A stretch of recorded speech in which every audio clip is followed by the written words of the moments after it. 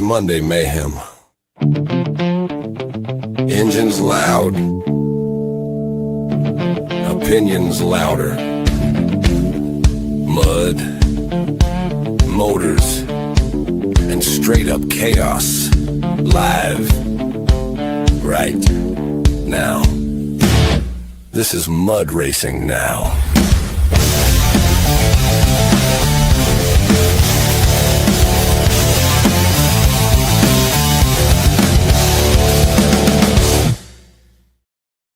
Now, if your foot wasn't tapping, Cody, you ain't alive. You know you like that. Oh, yeah.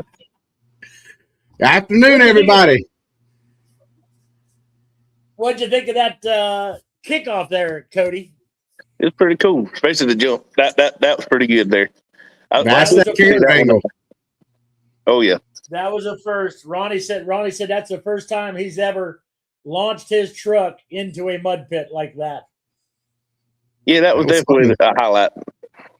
No doubt. Yeah. We had a lot more going on. But let's go ahead and talk about what you got coming up this weekend. We've got people tuning in. So first off, thanks for coming on.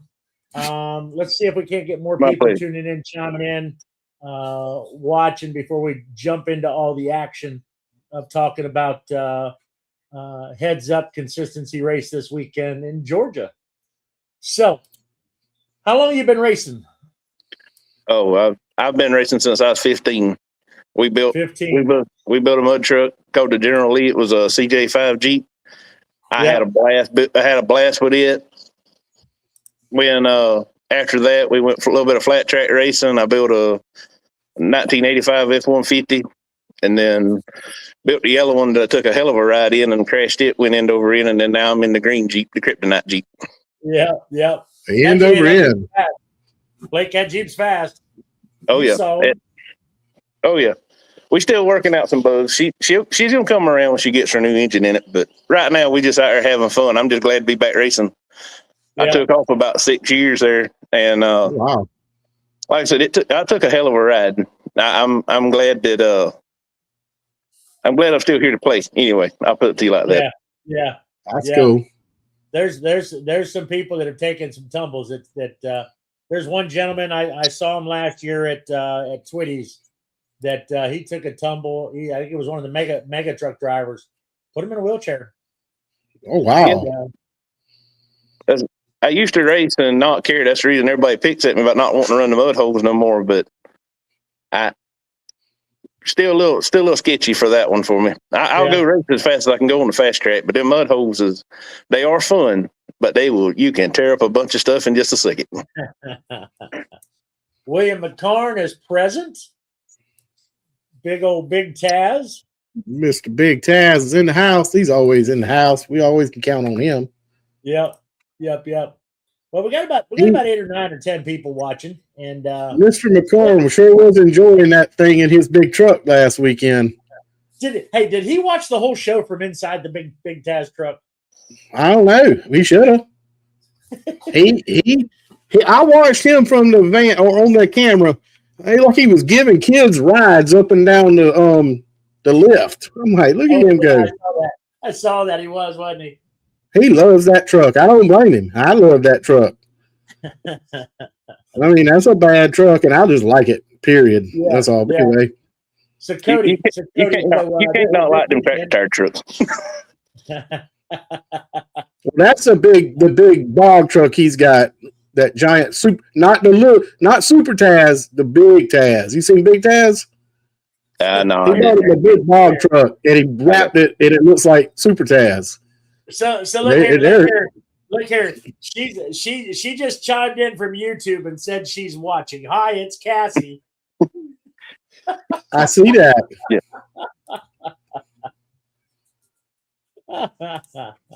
Yeah, Mr. McCorn says his truck matches him.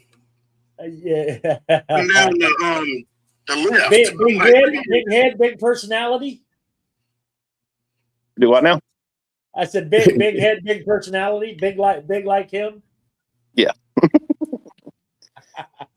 Hey, Mr. Lily's in the house. Mr. RJ. RJ's in. RJ is here.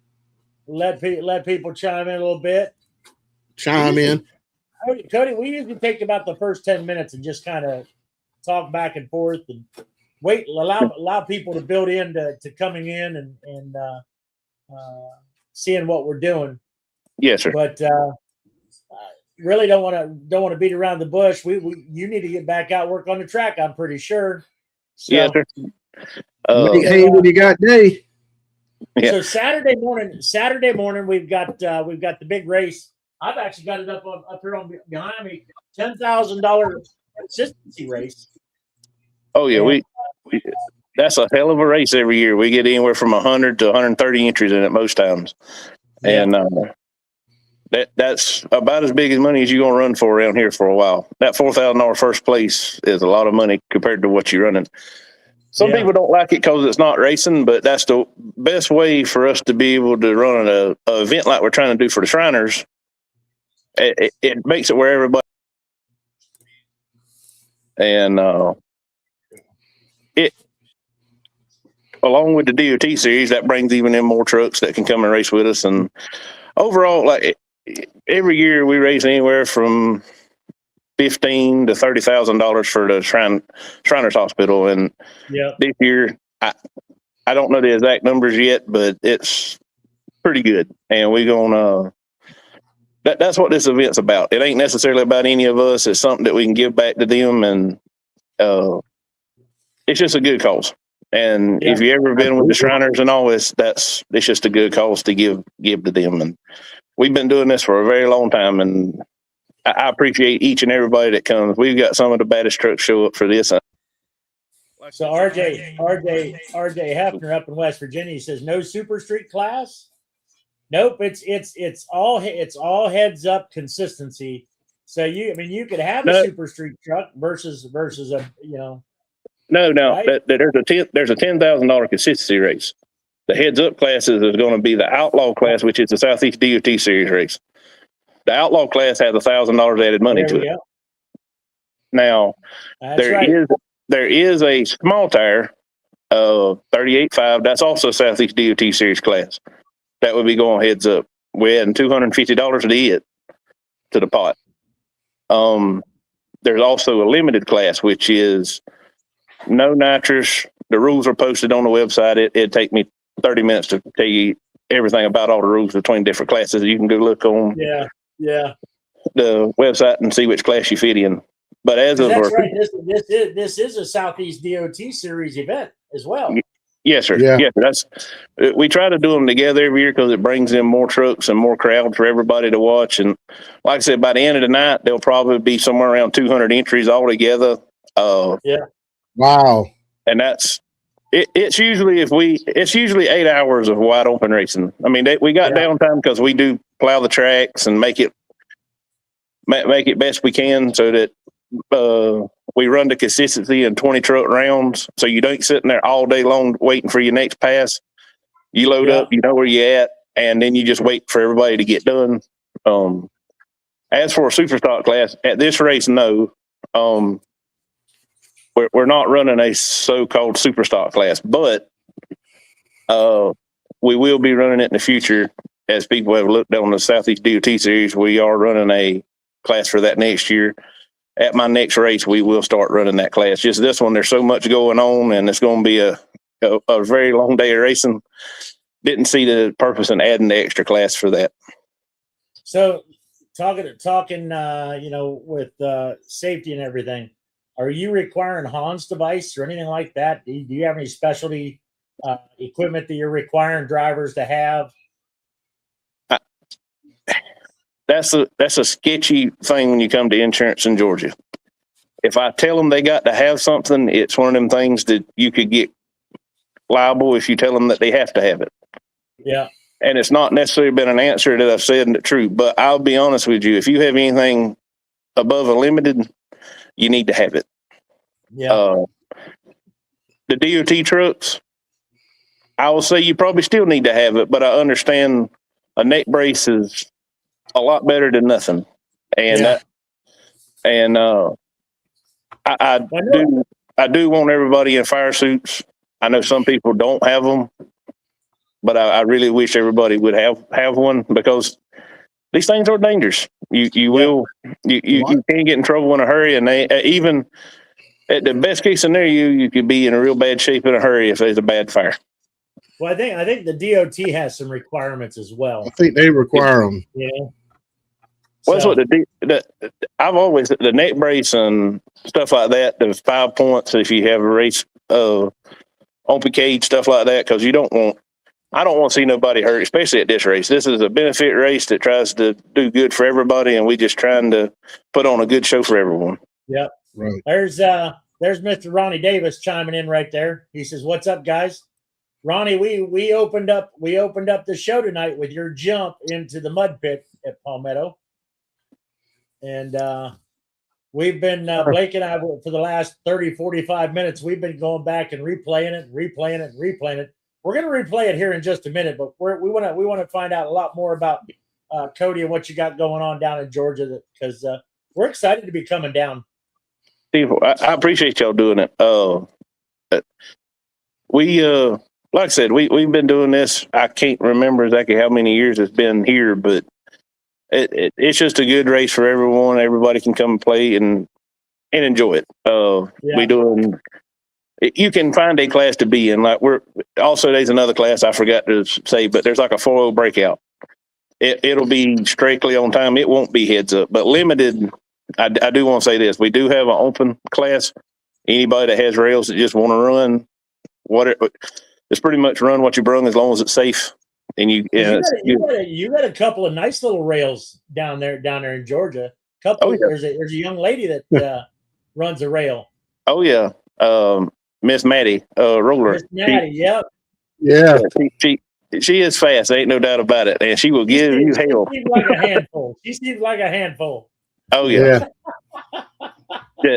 She'll be in the tower with me before it's over. We'll probably at the end of the night try and talk on the radio a little bit. Yeah. We did a little interview for her. We need to find that and get it up, Gene. I forgot we did some interviews. Like, did it come? Anyway, we'll talk about that. But we'll talk to her a little bit.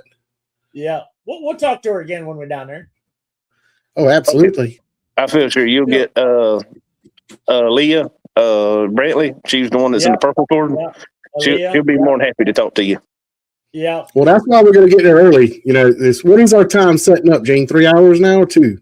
Yeah, we're between an hour and 2 hours getting everything set up for us. So 10 o'clock, we'll be ready. What time do the gates open?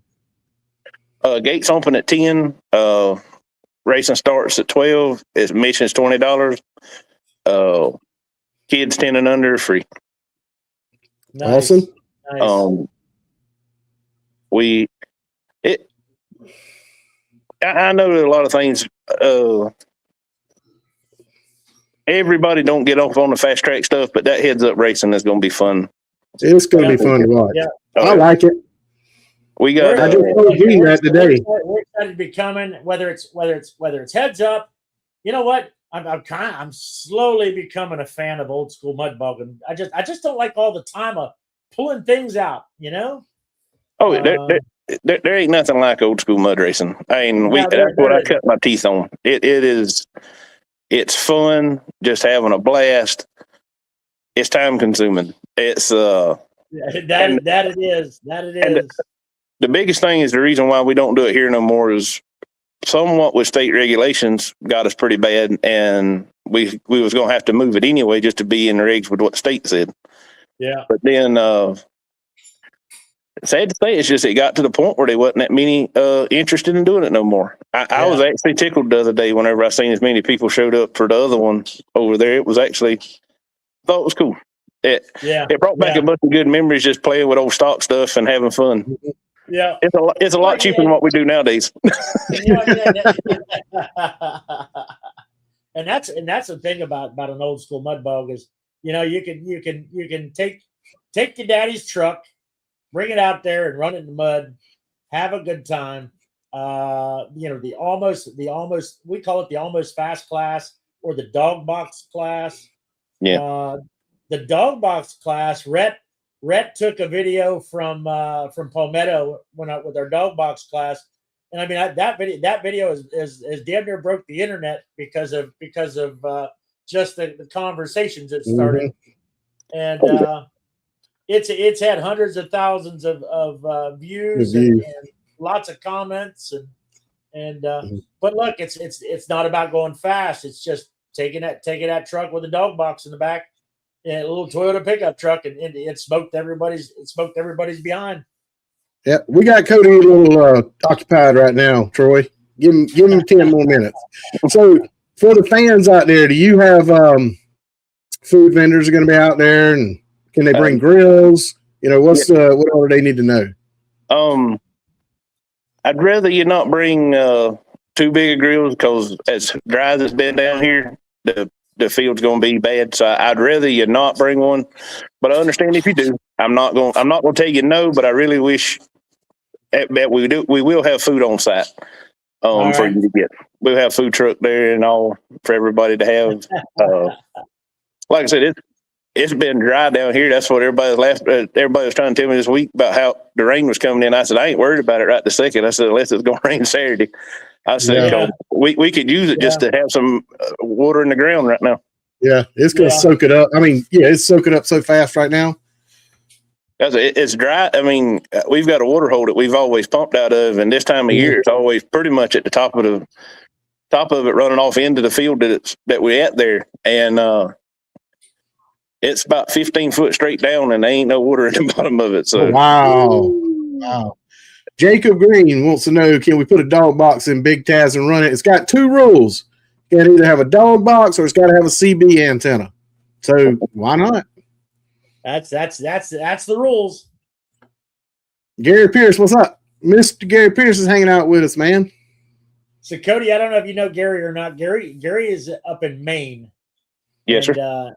Has a big old badass truck up in Maine that he races, and he's become a pretty good fan. And we talked to Gary quite a bit. So hopefully one of these days we making a trip to Maine to watch some mud racing up there.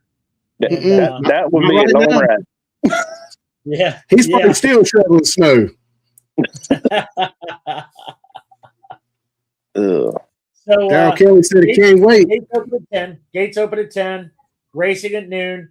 You will have food vendors. You will don't bring a big barbecue grill just because of the dryness. You running DOT first, or how are we doing that? We're kicking off with the outlaw class first. Go ahead and get one round of them in. Then we're probably going to jump straight into small tire, and we'll probably run 2 rounds of it, redress the track, bring outlaw back.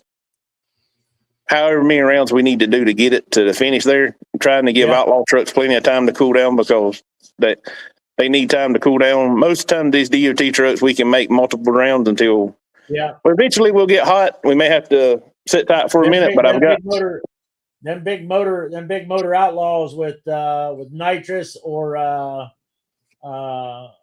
blown. They need some time to cool down in between. Oh yeah, you'll lose a bunch of power if you sit there and try to run them and hot lap them with the blowers and stuff on. Yeah.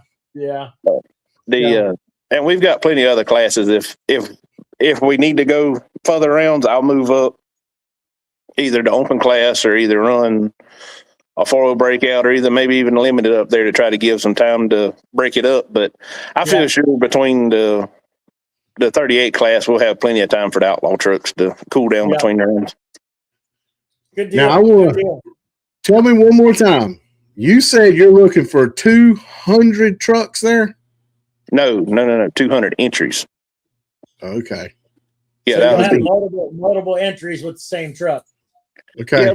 Yeah, we have had 262 entries. No, 200. I made a mistake there. We've had 262 passes in that class.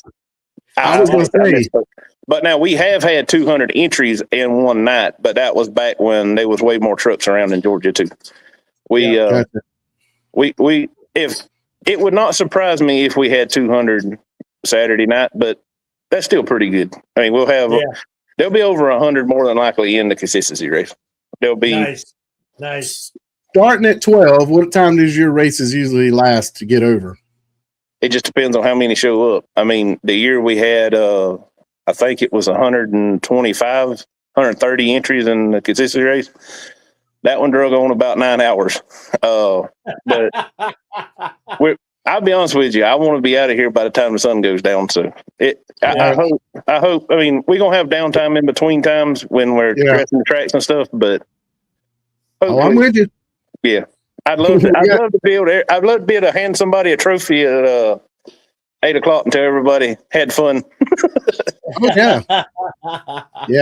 But we have been out there at 12 o'clock. I think we're with you on that one. Yeah, we got that hour to pack up and 3-hour ride back. Yeah. Yes, sir. It'll be all right. Oh yeah. It'll be all right. Troy Walker says junior dragsters. That'd be kind of cool. That's the class that's growing a little bit around here. It is we call it the kids class. Yeah. And last year we ran it and we had some pretty good output in it. We're trying to get some junior dragsters put together to go and race in that.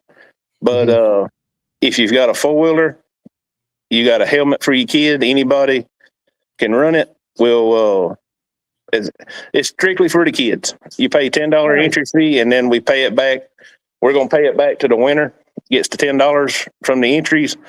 The winner gets an actual trophy just like the drivers do for the big classes, and all the kids get a participation trophy. It's a Southern Thunder trophy. That's the future. Oh yeah. Well, that's the biggest thing. We gotta figure out a way to get more people in the sport, because without more people in the sport, it's kind of the last generation just playing. Yeah. I got very few of my people playing in the fast tracking and mud, and it costs so much to do all this anymore. It ain't really anybody's budget to do it. I mean, yeah. The lowest class in the Southeast DOT series, without it being open like a class, I mean, you got to have a $30,000 or $40,000 motor, and just saying that's not even counting the truck to compete on the flat track. I'm out. Yeah, I'm out. Yeah. Now, I'm not saying hey, the heads up stuff, it makes it a lot easier for somebody to come in there and win with less, no doubt. You don't have to have the baddest, but you still got to be close enough that you can. You can't let somebody just drive away from you. That tree can only give you so much. I think RJ Hefner out of West Virginia. He's said it multiple times. Full-size truck class. Full-size truck class. Just all full-size trucks. Right. Well, everybody knows my opinion on that one, and you can't rely. You can't rely on. I'm trying to say this as nice as I can. If you don't have nobody locally to run that class, it's hard to build that class. Yep. You can run it one off. You can run it one off. Get a bunch of people here. Yep. I'm not arguing that. But if you run that class here right now, there's no trucks built for it. Yep. And that's the problem now. If you don't have the trucks to run it, why have a class? Yeah, well, that's where the thing is again. You look at, we're trying to build a class around here that can be competitive around everywhere. Yeah. You cannot do that if you don't have no locals. That's just being straight up. I mean, I don't understand people keep arguing that point. Yes, you could scrounge up 6, maybe 8 of them. But why would you throw away the other 10 that could also run that race class? Let's see where it's at before everybody gets all in a hissy and making mad faces at everybody and thinking that they know more than what they do. In the South, they're just not built the same way as everywhere else. And like I said, racing down here is not the same as it is up north. Exactly. Or it is in the Midwest or even in the far West. Yeah. You know? Well, it was no holds barred for so long.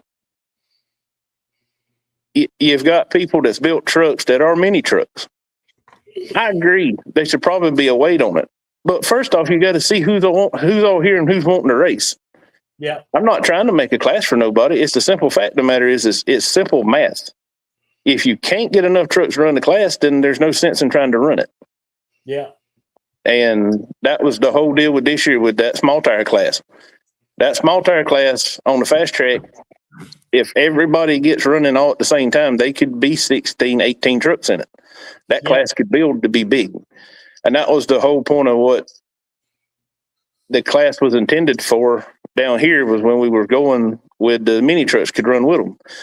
Mm-hmm. Yes. Should they be a weight limit? Yes. But first off, you just got to see who you can get in and race with, and who is willing to put cuts on. Like, there's a bunch of full size trucks around here that's got cuts on them. Right. Will they run? No, because they're going to be probably in the consistency race. So and they come in Friday night. I hate to cut you off, but Blake's going to have to leave here in a few minutes to go pick his wife up at the airport. Oh, yeah. Well, David Hewlett's asking that first. Can they come in Friday night? Yes, sir.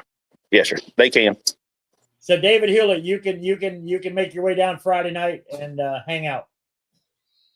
No campfires. Yeah. No campfires, no stuff like that. Cause we, like I said, it's really dry around here, and I don't want to. It's dry everywhere. Fire trucks. Yeah. No, let's don't do that.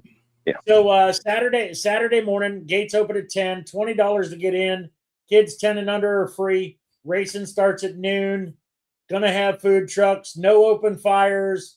Leave your barbecue grills at home. Come have fun. Let's race and have just a damn good time. Yes, sir. Raise money for the Shriners. Yes, sir. That's the main point. Let's raise some money for the Shriners. Raise money for the Shriners. Look here, for 20, almost 30. Well, I'm 50. I'll be 58. So for nearly 30 years, the one charity that I've always given to has been the Shriners.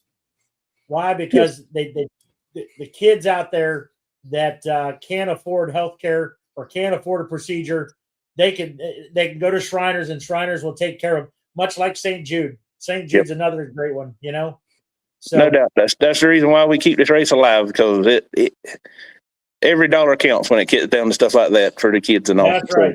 That's right. Well, Cody, we appreciate you taking time to get with us, and we'll see you Saturday morning. All right. Thank you, sir. I appreciate it. All right, brother. Thank you. See you Saturday. Yes, sir. That's exciting. That sounds like a lot. I didn't know it was that many trucks. That's going to be a blast. It's going to be a long day, Blake. It's going to be a long day. I know. I did so they posted the standings on this. So everybody, that's on our page if you want to go look and see where we're starting with the DOT classes. I know. The DOT actually posted it. And it was, you can read it, but I like what you did, Blake. Look here. We love Rhett and BT, and we love working with them and doing things to help them out. And you see who's first. It's all about promoting the sport, right? Absolutely. Cassidy and Rhett's first place. BT's in second. Max Edmond is in third, and Tony Turner in fourth place in the small tire. Mid tire, Christopher Cook and Tyler Turner in the mid tire. Big tire, Tony Turner is in first place there. Outlaw, Rick George, David Hewlett, Justin. Oh, that's supposed to be Justin George, and then Thomas Perry, not Thomas Penny, Thomas Perry, which is the Perry Farms truck, if I'm not mistaken. I'll go fix that. Louis Longleaker small tire class. Cassidy and Red again in second. Willis Walker third. David Hewlett fourth, and Jimmy Royal in the fifth. That's going to be another good one, man. It's just all good. Me and you are having too much fun with this crap. So let's back up, since we've got Ronnie in the room. He ain't in yet. No, he's here. He's in there. Yeah, I thought you meant on the guest. I'm like, yeah. Back to his clip. Gavin's not in yet. But we've got some things to cover. You talking about that? Yeah. If you weren't here at the beginning to watch this, stay tuned. This is going to set you on fire. Is that not the most wicked look? You ready? It looks like a friggin' spider.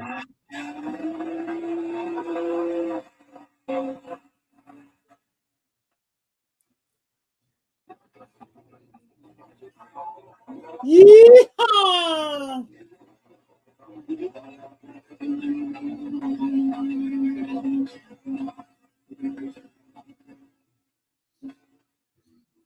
Gene, that has got to be the most violent looking run that I've ever Oh seen. my God.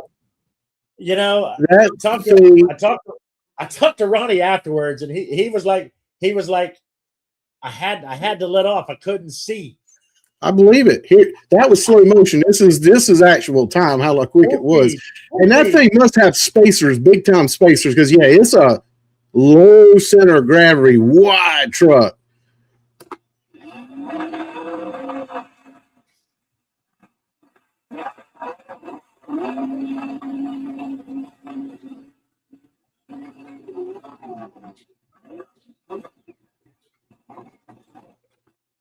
Palmetto was just full of bad trucks the other night. Were they not? This guy here, I don't know what he was doing, but yeah. Now, so here is Michael Russ, another world class truck in cut and time. It is the first ever full bodied Chevy. You know, stock firewall. Now they had to modify the firewall a little bit, but it's got a full firewall, full frame, leaf spring, and blown alcohol injected, 2,800 to 3,000 horsepower. It's what Michael likes to call the sandwich tune. yeah, Gary Pierce said that's good suspension. Oh no, that's me got to go. But hey, we're gonna look at this, and then I seen something in this clip. I'm gonna back it up and show you. All right.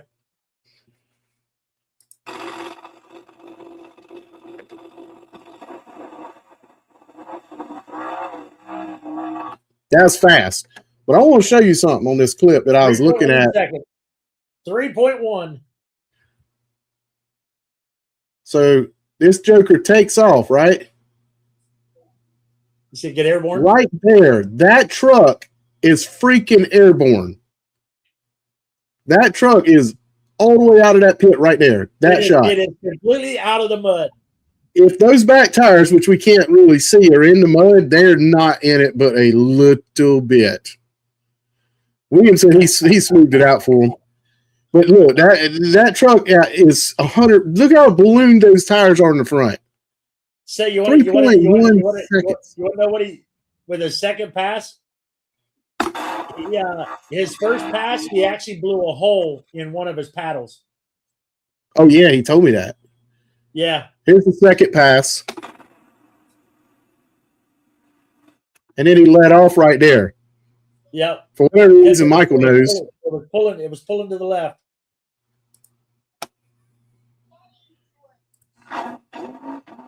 Yeah, here. Wah, wah.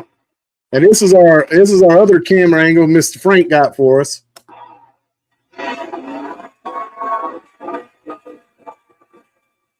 Look at that lift.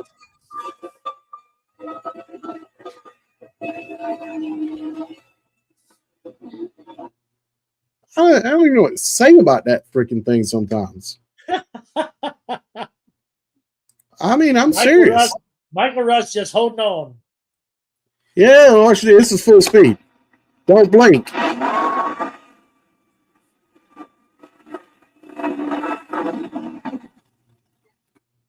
What, Gene? I don't even know what to say.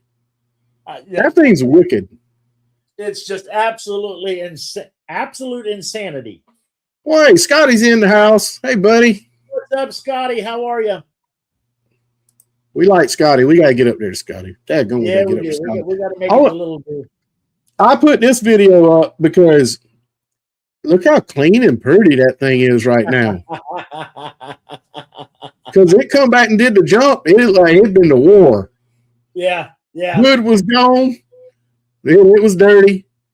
But we had a conversation. We had a conversation about weight, and for the life of me, you know, I mean, you got educated. So yes, absolutely. The Trim and Time truck out of North Carolina, it's a mega race truck. It doesn't weigh 5,000 pounds. It's 3,000 pounds, I think. But this truck here weighs everything of 5,000 pounds, from what Ronnie told me. I'm telling you, look under that truck at all that geometry and all that tubing. There's a lot of steel there. I want to know, ask him, how many feet does he think of tubing is in that truck? Because it adds up quick when you start bending. Yeah, RJ was a lot of spectators. RJ, you look at the video, you'll see the spectators. There's RJ. Feet. There's close to 300 feet on both sides of spectators.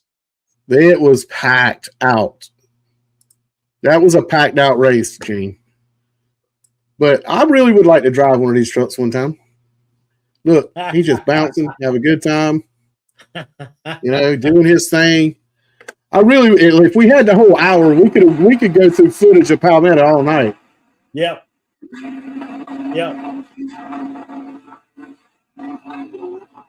Southeast DOT watching us on YouTube.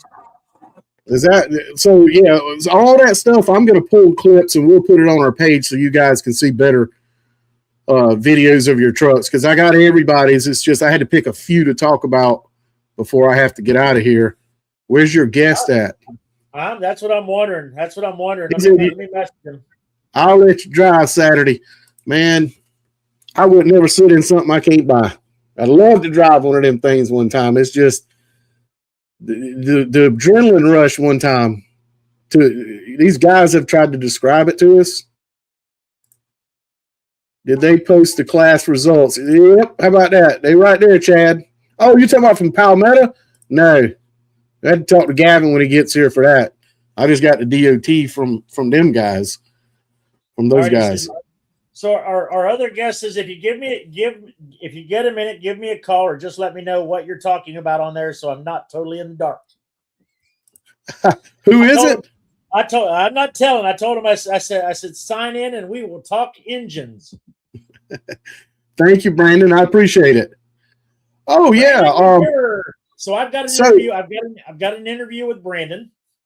So Brandon is the baby blue Toyota or Chevy, baby blue Chevy S10. I got you. I hear you. So and him and John Turner pretty much run together. So, which is the silver and blue S10. Gotcha. My man is in the green room, Gene. I'll bring him in, talk for 2 minutes, and then I'm going to step up and just leave, and y'all have fun. All righty. So, and everybody, I got my boss lady said I had to be there to pick her up from the airport. If I made her take an Uber, then she's going to make me take a motel room tonight. So she wins every time. All right, you ready? Yeah. You already got him. And here you go. You on, brother. Here we are. Take it easy, Blake. We'll see you later.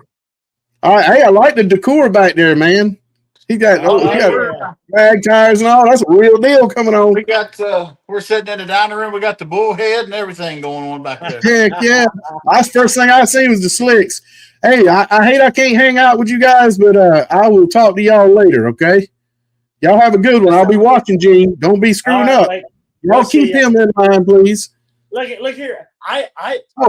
Wrong guy. What'd you do? I took. Put it back up there. There we go. All right, Blake's gone. Let's party.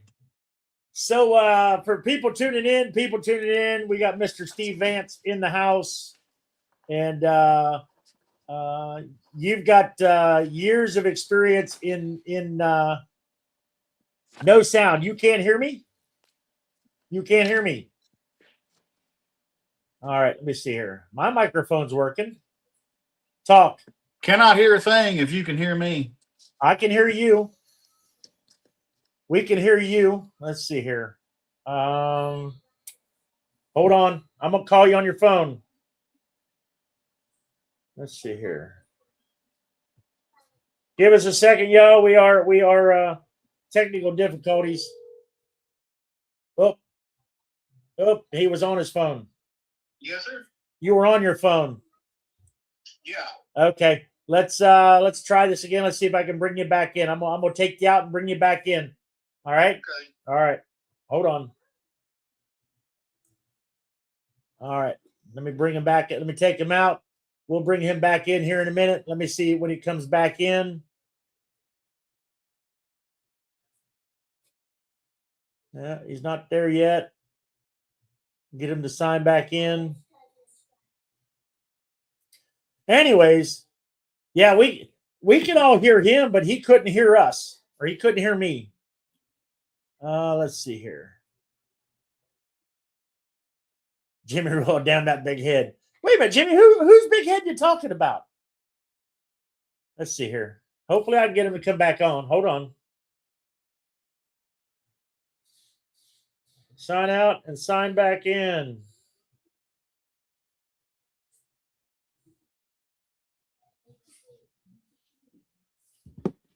So if you've all figured it out, we got Steve Vance, engine builder extraordinaire out of West Virginia. I'm hoping he comes back in.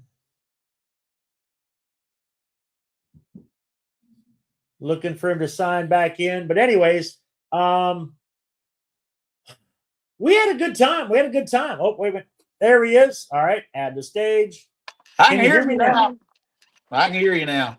All righty. So everybody can hear you. Emily Dotson says the mad scientist is in the house. Uh-oh. Emily.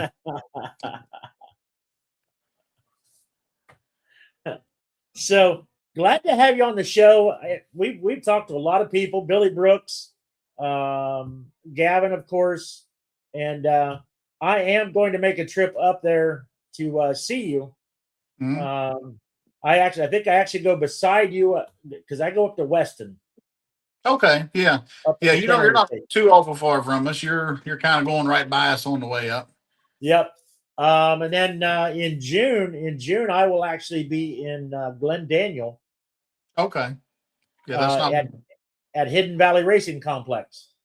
Okay. With I do a motorcycle event, and that is our location for. It's called Big Mountain Revival. It's just an old school gathering of friends who like to ride motorcycles and cut loose and have fun. Yeah, we used to do some races up there. Them were good people. Yep. So let's dive in.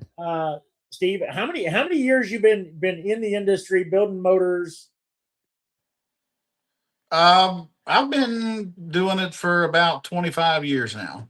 And that's the thing is I got in from mud racing. I was a mud racing kid from all the way. There was a little town here called Ronsford, and they had just a small old school style mud bog there for years and years, ever since I was a kid till I was old enough to drive myself there to go watch, and then enter my own street vehicles in, tear shit all to hell, and have to work on it to be able to get to work, So that was the only, from growing up around here in a family cutting timber, that was the only place to really, for me to get around any motorsports whatsoever. So, me and some friends put that race on for the last few times that it was there, just cause of some, to me, some sentimental value of not wanting to see it go away, but we just outgrew the venue. So, but now that's went to a school for automotive machining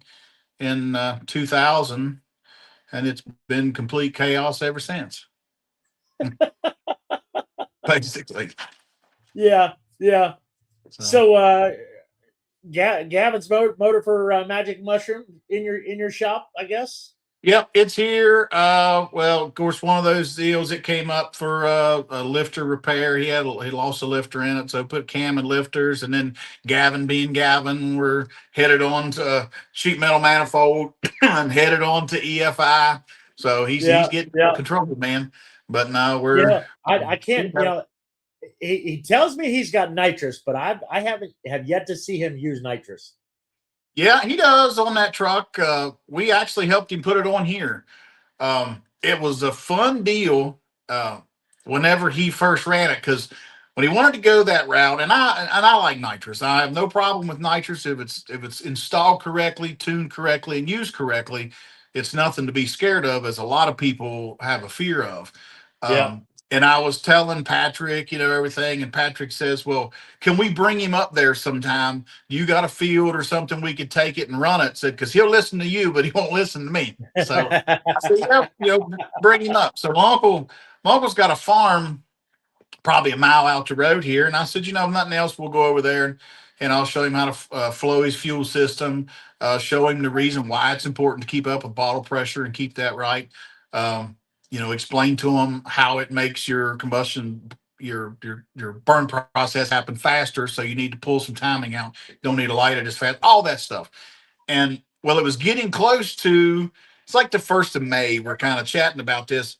Well, in the end of May, at Memorial Day weekend, you have Havoc in the Hills here, or Challenge in the Hills at Parsons, 300-foot sand drags.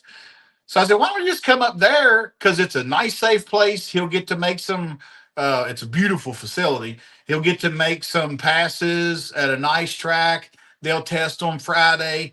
I said, it's a pretty tough racing up there. It's index racing, but it's pretty tough racing. So I don't know that don't come up here and plan for us to do very well, but at least he'll get some runs. And I even told my wife, I'm like, I'm going to ride up here with them. We're going to make a few passes with him. We'll stay Friday night. I'll be back home by, 7. Somebody will have our ass loaded on the trailer. We'll be back at 7. I'm standing with him at the pits at I look down at my phone, it's 12:30 at night and the kid's in the finals. So I'm like, and he would have won it other than dummy me. And I don't have a lot of experience up there on that sand drag stuff, but we've been in the right lane all the time. And when you get in the finals, you have to actually dial in and tell them what you're going to run. And everybody around me is telling me that the left lane's faster, dial accordingly. And I'm looking at it, and it looked like trash.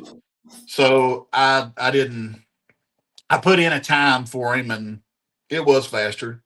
He smoked it. We broke out, but he did phenomenal, did really well. Yeah. And there was a bunch of guys up there had a lot of fun when he come up there and raced. They were giving him a lot of advice, and he was listening and doing what he's told, and it showed. He really drove good. So, Steve, if I'm not mistaken, Emily Dotson, she's in the Billy Brooks camp or is it Charlie Sellers? Because she's always chiming in with when we're talking to those guys too. So yeah, they're all buddies. Trying to put names together. Yeah, they're all buddies and same for the most part class. Well, John's not a full size anymore, where Billy and Charlie and them are. But other than that, yeah, they're super stock full size bunch. And I just so we're clear, I'm pretty sure that's probably John hiding behind his wife's name. It just dawned on me. I met them at Orangeburg. John and Emily both. I met them in Orangeburg. So yeah, as you were saying that, and my mind's putting pieces together. I actually met them in Orangeburg a couple weeks ago. Good people. Yeah. Good people. Yeah. Oh, Emily's great. John has his days. Got to pick on. I think I was told to ask you about Wild Turkey, and that's not the truck. Oh yeah, that's got to be John too. Yeah. Now that's every race you go to, you have some post race activities. And there's that's part of that. Only thing I remember is we woke up. There was a transfer. So I'm gonna get into, John. There was they had a mud pit there that mega trucks couldn't make it through, and I think it was about 3:00 in the morning that me, Brendan Kinsella, and Wayne Bonaker were pretty sure that my F-250 could, and we were wrong. We were wrong. So anyway, well, happy birthday too. It's your birthday, isn't it? Yeah, it is. When we talked there last week, I said, yeah, I'll be on. And then I never really thought about it until halfway through the weekend. And I'm like, oh man, it's, but I didn't really have any. You can put out your Cash App, your Venmo. If anybody wants to buy you something for your birthday, they can Venmo or Cash App you. Yeah, no. But no, I'm usually this time of year. I'm usually here working late. We're going to be out of the. I'm going to be out of the shop all next week, so I'm trying to make as much hay right now so the boys can stay busy while I'm gone. Hey, speaking of hay, hold on. Let me add him here. Hold on. What's going on? What's happening, Gavin? That's the birthday man right there. Yep. Where's the wheel man we were talking about? Yeah. Gavin, I look here. You scared? Say you're scared. I want to see some nitrous out of that truck. Oh, I've done it. I ain't scared. I love nitrous. Yeah, we created a monster at Parsons, I do believe. Oh yeah. Yeah, Parsons was fun. That was fucking awesome. Nah, I was just telling him, like I literally had told my wife, I'm like, I'll they'll put us on the trailer. It'll be quick. I was like, hell, I'll be home by 8:00. And that place is 2 hours north of where I live at. And that's why I'm like, I'm looking at my watch at 12:30 at night and we're in the dang finals. Yeah. You never know. I mean, that's the good thing. You never know. You never know how it's going to go. Look here, I've left Palmetto. I've left Palmetto at 11:00 at night. But this Saturday night, I think it was probably 2:00 by the time I got out of there. It was 3:30. Yeah, it was a fucking late night. It was about 3:30 in the morning by the time I got into bed. Yeah, I think I got home at 3 a.m. on the dot. It was right when I pulled in the driveway. It really, we had a great turnout and just a big fun night of racing. A lot of good trucks. Yeah, especially Ronnie's jump. Ronnie's jump was so cool. Gavin, did you catch that at the beginning? What? Ronnie's jump. Blake played it. Yeah, I saw the clip. It was very, very good shot. Ronnie's jump was like, I mean, we genuinely appreciate him traveling out, especially with Trucks Gone Wild going on that weekend. For him to come out and do that, that was the shit. We had huge thanks to Ronnie. We had that small block mega Bronco from Florida. Yep, Casey Red. Yeah, Garlic. Steve, I was telling him they need to come to the damn Challenge in the Hills. I was trying to get Smiley and Blade to come up there. Oh yeah, I mean, I tell you, it was a good time. They need so to go. we're not making it this year. That's Memorial Weekend. I think we already have some plans there, but next year, and we've been talking with RJ quite extensively, and Ronnie says it was 2 a.m. when he quit washing his truck. I was standing there with him at 2 a.m. when he was washing his truck. But Challenge in the Hills, we are planning for the 2027 season to come to Challenge in the Hills. We will be making it. Yeah, Emily or somebody could chime in and let you know exactly. But it's 50 some years that's been going on. Annual deal. Yeah, it is an awesome. So I've actually been to Parsons. I've been to Parsons quite extensively. My family roots are Central West Virginia. My fifth great grandfather was John Hacker, the first settler of Lewis County. So my history, my family roots are Central West Virginia, and I've actually spent several summers, at least a week, for about 3 or 4 summers, in Parsons for an event called Big Mountain Run, which was a motorcycle event. Okay. So I've been all over Parsons and the outlying areas. A lot of friends that ride motorcycles in West Virginia. Nice. So this year is the 46th year. 46. I know it's getting close to 50. It's been going on a long time. So yeah, it's been going. Yeah. The thing that's so cool about it is like anyone can win. It's not like you go in and it's like the fastest guy wins. I mean, like legitimately anyone can win. When they go to the King of the Hill battle and you put your dial in time, that is any man's race. Yeah. Well, it's the other guy's race if you let me put the dial in time. Exactly. Yes. Yeah. I got to say, I was getting tired though. I didn't think we'd still be there. I was so locked in on that last race. I told him I'm not letting this damn dude get me. I never thought in a million years he'd get me out on breakout time. I never thought, because we run 3.9s all day, that we'd break out a 3.8. You wrecked the truck that pass. You just didn't hit anything. Yeah. Yeah, you didn't hit anything, but you wrecked the truck. I mean, yeah, I fucked the headers up and the front end and everything.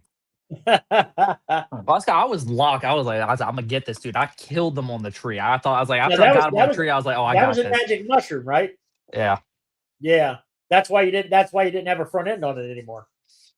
Partially, that's what got the fender and the headers. That's what made the header tubes all crunched in. They got shoved in the guardrail and it mashed them in. Yeah, I remember you telling me. Yep. Yeah. Well, I didn't really have a choice because I was this close to smacking into the guy at the end of the track, and I was like, "Well, what's cheaper, paying this guy's truck or tearing mine up?" And I was like, "Well, I don't got a choice," so I put it in the wall. Yeah.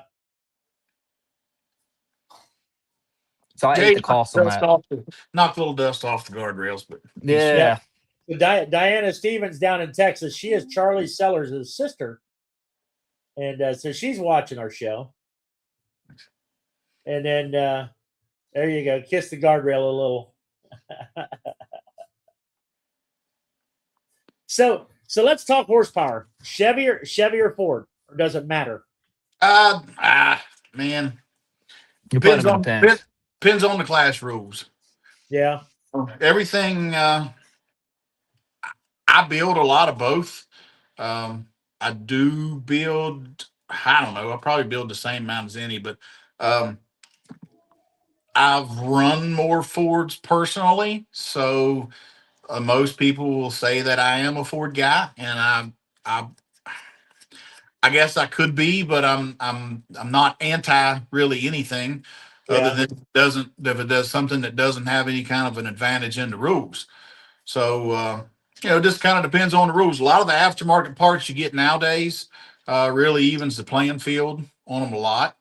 A big block Ford I do like because factory they have a wider bore spacing. They have a taller deck height. They have a lot of things going. Of course, you get into some Oh, like he dropped. We lost him. Hopefully he'll be back. He'll be back. Yeah, he's got Steve. Oh, now I lost Gavin. Steve's back. Gavin's gone. All right, I learned when phone calls drop you. That just happened to me. We're going to blame that on Roger Lee there. But now, like I say, I like a Ford because it has a 4,900 bore spacing. Having a bigger bore spacing and a deck height is good. A lot of the aftermarket Chevrolet blocks you can get, have taller deck heights. Of course, they've put rules on a lot of that, as they should have. Of course, you can't get some of them anymore because Dart, when they lost their foundry, like some of the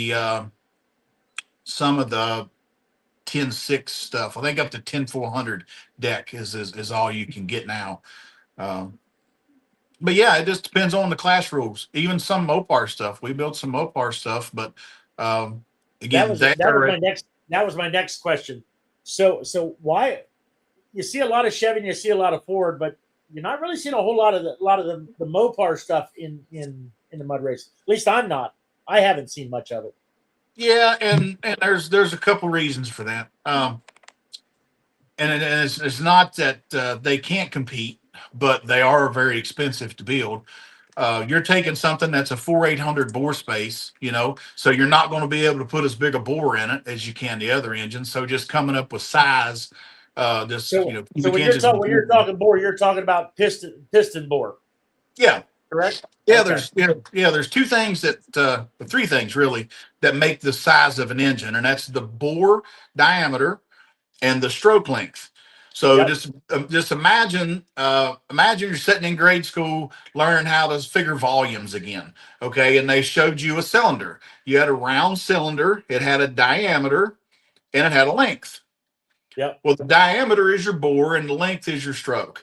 And then the third thing you need is number of cylinders. So you figure up what the volume is of that one hole, multiply by how many cylinders, and that's your cubic inch, that's your displacement. That's how much air the thing will displace. Did we lose our little buddy over there? Yeah, I think so. Yeah. He'll be all right. He'll come back Okay. in. So yeah, Chrysler, it's just it's harder to make them to, it's easier to get bigger cubic inches when you don't have a rule. Um, it's easier to get more cubic inches out of a Chevrolet or a Ford, just simply mainly from the bore spacing. Now, deck height, Chrysler's got an advantage there. They do have a really tall deck height, so you can put a bigger stroke in it and make up for it. So um, cylinder heads. Chrysler doesn't have any canted valve cylinder heads. Chevrolet and Ford both are canted valve engines, which meaning the valves come in on a compound angle. They open up toward the center of the cylinder, unshrouding themselves as they open. Chryslers are all an inline, other than if it's a Hemi. They're all an inline engine, and all the inline valve stuff, there's just so much you can do with something that's not a canted valve.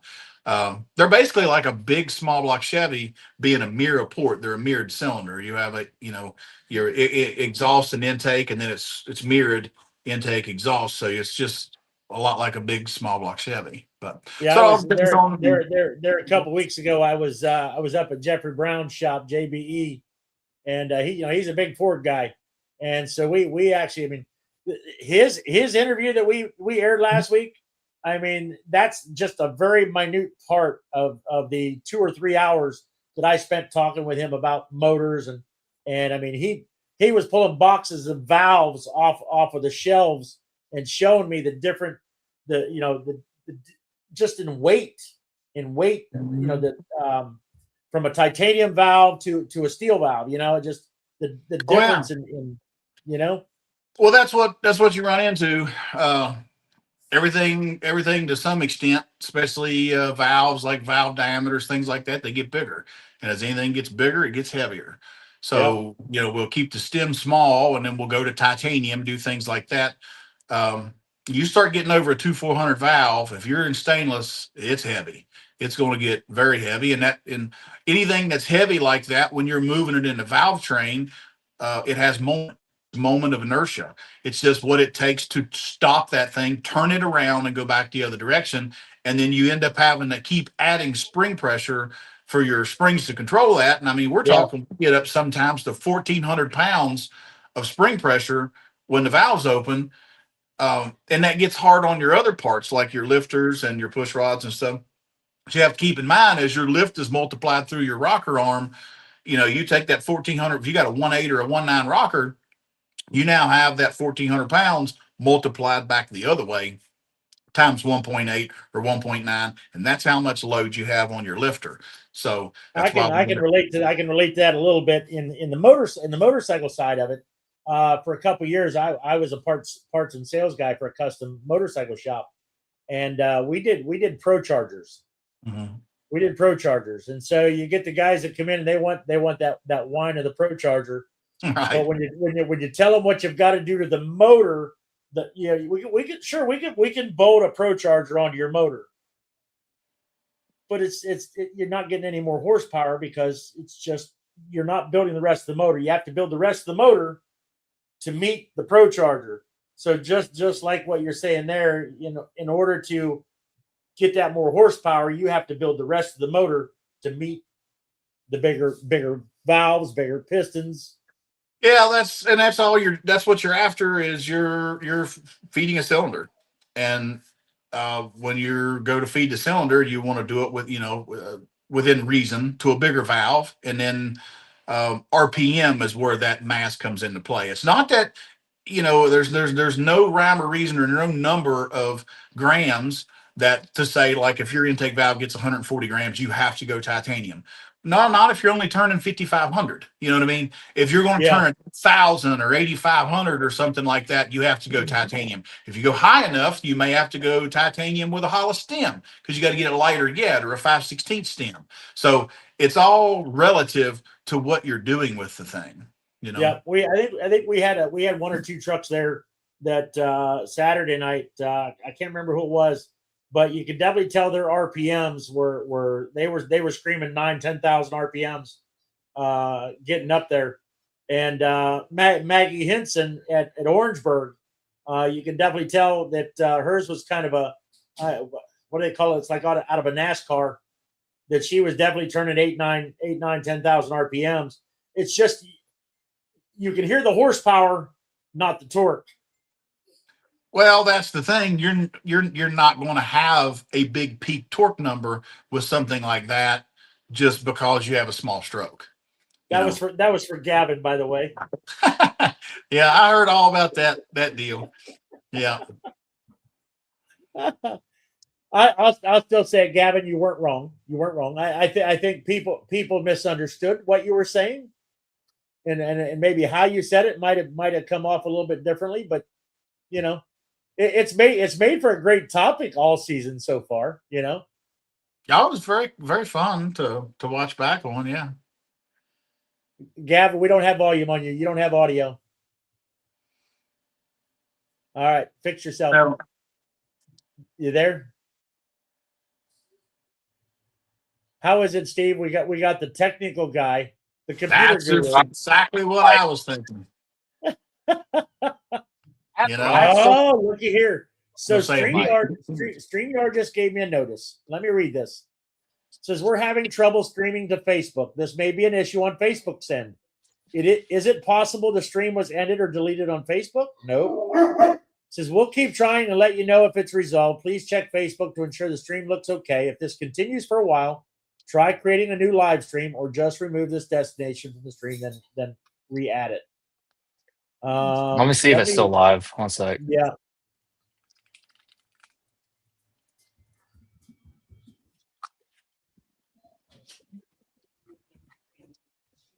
No, I don't think it is. I don't know what happened. It could be because of that storage problem too. Let's see here. All right. Well, it says there's 11 people watching. Well, it's dropped off. I'll tell you what. Hold on. Let me end this. Let me see if I can bring it back on. Hey, Steve, you got to touch the science of the damn cylinder work too. Because I remember when I went to Hogan, and he had when he's explaining it to me why he had the runner stitched with the pattern to create tumble so that air had velocity when it got shoved into the cylinder. I couldn't figure out why it wasn't smooth. I was like, why wouldn't you make it shiny? And he had this weird stitch pattern. Yeah, that's all. That's one of those things. It's all a matter of opinion. You ask 5 different people, you get 5 different answers. Yeah. That's something that's called boundary layer is what the attempt is to do there, which is like if you have air running along a surface, it's the whole reason why a golf ball is not smooth. Yeah. Gary Pierce chimes in. He says not getting anything. So I wonder if I ask the question and he says not getting anything, he's obviously seeing what we're doing because he read it. Oh man, that's fucking sick. Let's see here. Let me pull it up on my phone. See if I can pull it up on my phone. This is really bugging me.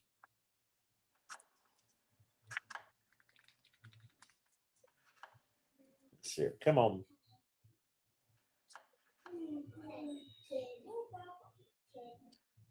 Oh, let's see here. Let's see if I can pull it up on my computer real quick. Now. You just said her name like 4 times.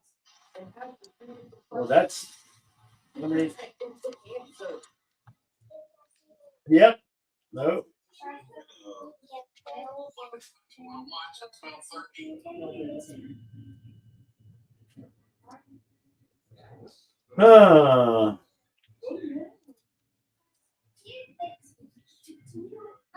Yep. I think we've lost the video. We've lost it. Well, no, there's people watching. If there's people watching, then how have we lost it? This is weird. I just asked him. They can see us. Say hi. Yeah.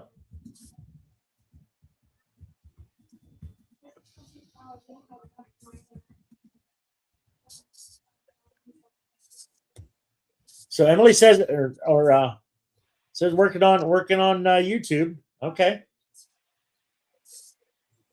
Well, let's just keep talking. If we're on YouTube, we're at least on one platform, and that's kind of why you make clips out of it.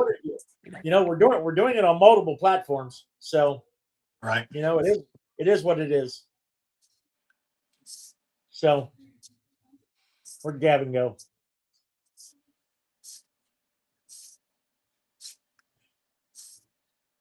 So, Steve, where are you at in West Virginia? We're in southern West Virginia, a town called Union. I've heard of Union. Yeah, it's beside, just south of Lewisburg. Lewisburg. Yeah, Lewisburg's right on I-64. We're pretty well right in between the triangle of 77, 81, and 64. Okay. All right. So Facebook is down. It's on YouTube. Facebook is down. It's on YouTube. That's we're just gonna keep going with YouTube. We're good with that. I'm good with that. Kind of sucks that it's down on Facebook, but Yeah. That's where were we at? What were we We're back. All right, Rob. What were we talking about? Last thing we're talking about, I think it's going into heads and different air stuff.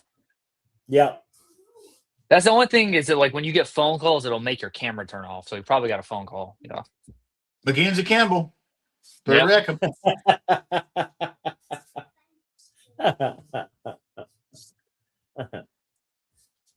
So what was you guys saying there? When he called, I couldn't hear nothing. Yeah, I'm not sure where we were at. Steve, you like nitrous or superchargers? There's a good one. You got preference? Depends on the class. How much nitrous can I run, and then what supercharger am I limited to? What about remember when we were in Parsons and you were showing me the plug tuning based on the spark plug, like where the ring was on it to tell like fuel? Why don't you go into that? Because that still blew my mind. I didn't fully understand it first time. I should have. This is a set of plugs here from an engine that we're doing a manifold test on. And it's going to be somewhat hard to show this, I think, but we can try. But this is a set of plugs. They've been sitting here a minute. This is a set of plugs that, we've ran and we've cut the all the metal off of it, cut all the threads off of them. And we've got them in here in the order that they run. And now, if you look, this is where you will look down in like the bottom of the plug at the electrode, and you can see you have your fuel will make a ring around the bottom of that right before before it touches where the steel is. And if you can see on this one, I don't know if it'll focus in or not, but there's a ring. Yeah, right, I can see it.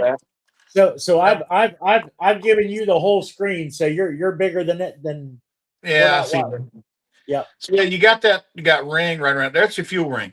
The more fuel you give it, the more that ring will move up there. That's why if you have something like a 600-700 horsepower motor, something that has a colder or a hotter plug, this part is going to be a lot longer. So, not very many people can take a naked eye and look at that. That's what plug readers are for. Now, unlike these motors that are, 12, 13, 1400 horsepower, where we run a colder plug, we can look down in there because it's not very deep. We can look down in and see that. But I like this one, for example.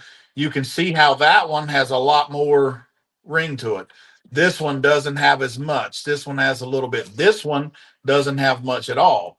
And these are the corners. These are the numbers just as they were in there. And you can see that manifold on this corner wasn't putting in as much fuel to that hole as it was these other ones. Yeah. So, but that's what you'll look at there. With nitrous, it's still a little bit harder to do that. But nitrous, you're kind of just looking at heat too at the same time. You got to be careful. Like some of the NGK plugs are a little harder to read because they have a cadmium coating on them. But the strap, when you look at your strap, will show you it's a good indication of timing based on heat. by where your annealing mark is. There'll be a spot where that will change colors. I know what And you're talking about. I explain that to people like this. Think that you have a piece of flat bar steel. You have a 1/4 inch piece of flat bar steel, right? And you clamp it in a vise that's hanging out, and you start heating it up with a torch. You'll see that rainbow color that it'll get first thing. Well, that's your annealing mark, and that rainbow color will start moving away. Well, it's only going to move so far away until that metal starts to turn red and turns into a liquid. And that's why the farther down that strap you get your annealing mark, the more that red hot liquefied metal is coming. So you kind of want to stay out of that part unless you're. Sorry, I just I was telling Blake. Blake's like not working on Facebook. I says I know Facebook is down. YouTube is working. Tell people to watch on YouTube.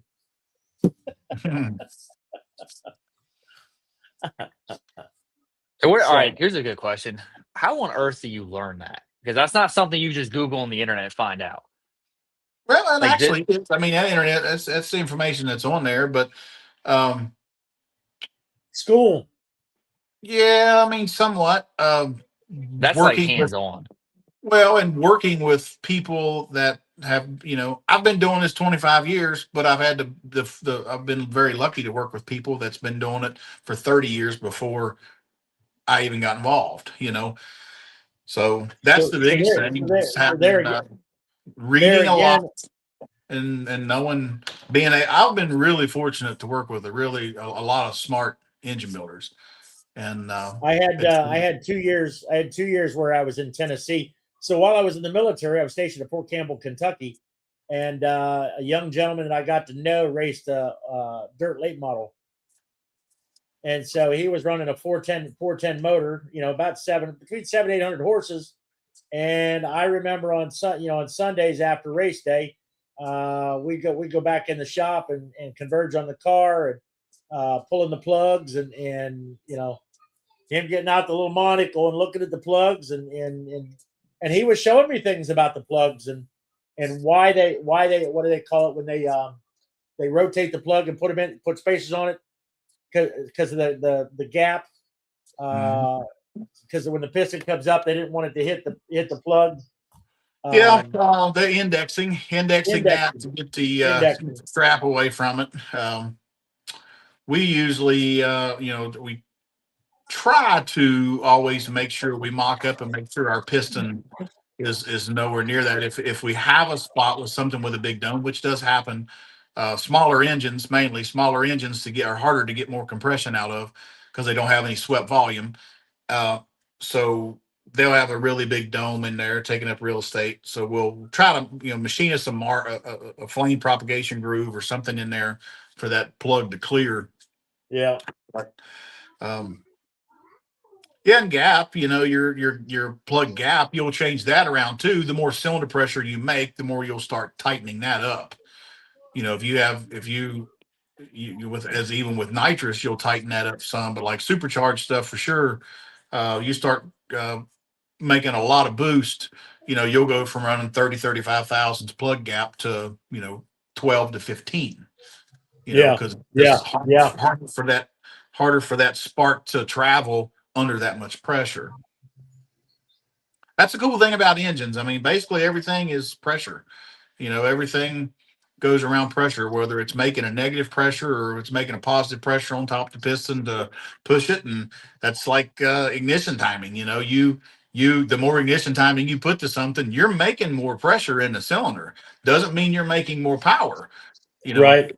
If you want peak cylinder pressure, this has been a lot of people have done cylinder pressure tests in the industry to where, we know that you want to make peak cylinder pressure about 8 to 10 degrees after top dead center. But depending on what fuel you have and what kind of chamber you have as to when you light that, you may light the plug at 20 degrees, 30 degrees, 40 degrees. It all depends on how it's on what your burn rate is. So if you put too much timing and you start making peak cylinder pressure at top dead center or before, if you put your engine at top dead center, you have your crank is straight up, your crank throw is straight up, your connecting rod is straight up, all in lined up with the piston. You can put the weight of the world on that thing. You're not going to turn that crank. Everything you're going to do is push the rotating assembly out of the bottom of the block.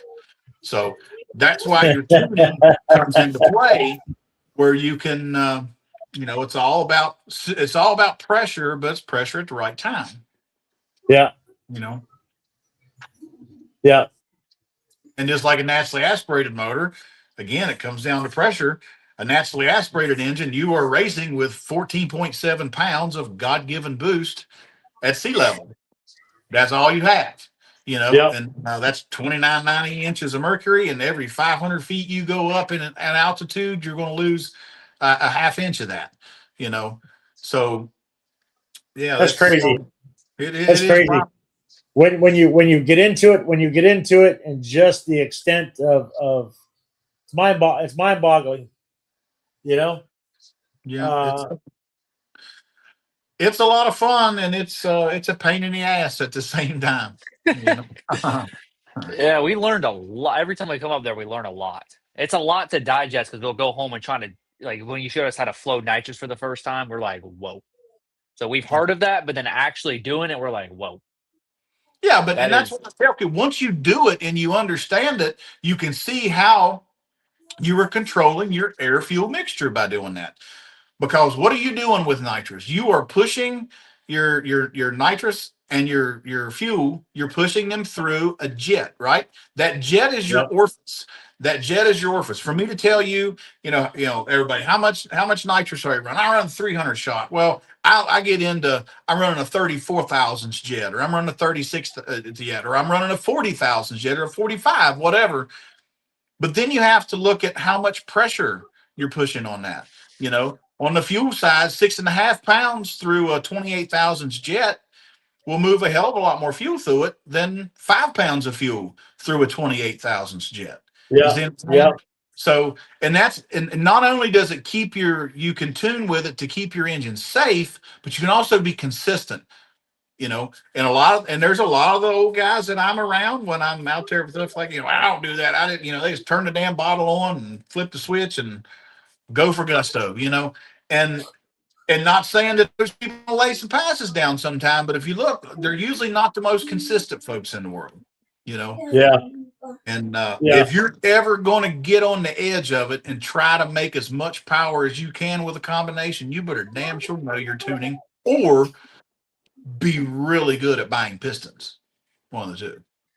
And I remember you also taught us too about bottle pressure, staying below 1,000, keep it in that sweet spot. Yeah, a lot of people like to take their bottle and fucking crank it to 1,100 and swear they're getting more power out of it. No, I mean, I know you've heard that. I think Michael Russ explained to me. Michael Russ had explained to me that he was hitting a 50 shot, and then coming right behind it and hitting another 50 shot. He said he should have been stepping it down versus in that short a distance hitting 250s is it's no wonder he was imploding his pistons. I think you mean 500. He was hitting 500. Yeah, 500 shots. This is new to me, so I'm learning. Nitrous is crazy. People like nitrous is like when it works, it's great. When it doesn't work, you tear some shit up.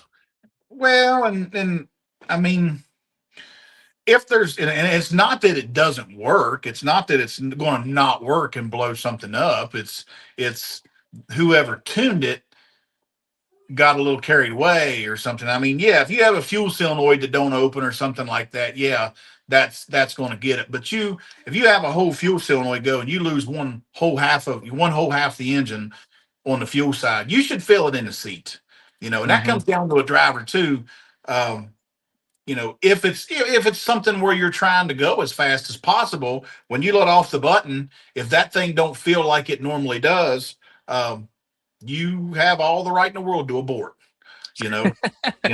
There's nobody going to make fun of you. If you do, then they can kiss your ass or buy your parts the next time. Because there's nobody should be too proud to back out of something, to be able to say, I wanted to make sure, I think I have a problem and I want to make sure it's right. I mean, unless you got unless it's a big grudge race or something, and I guess then you can But decide. South Carolina might be different. These people don't care. They will hold the heat. Here too, I got some Mackenzie Kimball. He wouldn't care. He would Yeah. he would say he Well, cares until he gets behind. listen, fellas, we're about an hour and a half into this, and I hate that we lost our Facebook feed, and which tells me I think we need to do this again another time, and get you back on, Steve, and talk a little more, and maybe more people will have more questions. Down the road, and hopefully, I think here in the month of April, I'm planning to bring my mom up to visit family, and I think we're going to do it during the week. So I'll have to let you know when we're planning to come up here in the next couple weeks. What I usually do is come up. We go up for about 3 or 4 days. So go up during the week and come back. Be back home for the weekend. So we'll have to find some time one night during the week that I can, on our way up or on our way back, stop and talk to you and actually sit down and do an interview that way. Okay, yeah, just whatever works out, let me know. Unfortunately, you can do the grand tour of the shop and show people what you do. Yeah, I'll try to get some things cleaned up because it's a total wreck right now. So if people are looking to get motor work done and they want to reach out to you, how do they reach out to you? Well, call the shop 304-772-5252. They can find us at vzengines.com. I don't know that we're really taking any new work right now. Yep. We've pretty well over the years, we've pretty well built up a clientele that keeps us busy, so we don't really have much free time to take on new things. Jobs. We do occasionally, but it's usually not. We don't do as case by case basis. Yeah, kind of. If somebody's really in a bind, a pinch, and needs something, and we got time and can help them, we will. But we're definitely not out, beating the bushes trying to get stuff to do. Yeah. So just because it took me a few years to realize, but you can only do so much, Yeah. So, yeah. I ain't as young as I used to be. I can't work as long as nights as I used to, so I like to go home. Thanks for being on with us tonight, Gavin. Thanks for jumping in. Of course. We'll talk a little more and get you back on, and we'll stop in and see you here. Hopefully, in the next couple of weeks, I'll be making a trip up. Okay, so, we'll always be here. Happy birthday again, Steve. All right, yeah. see you. Happy birthday. Y'all be good. Later.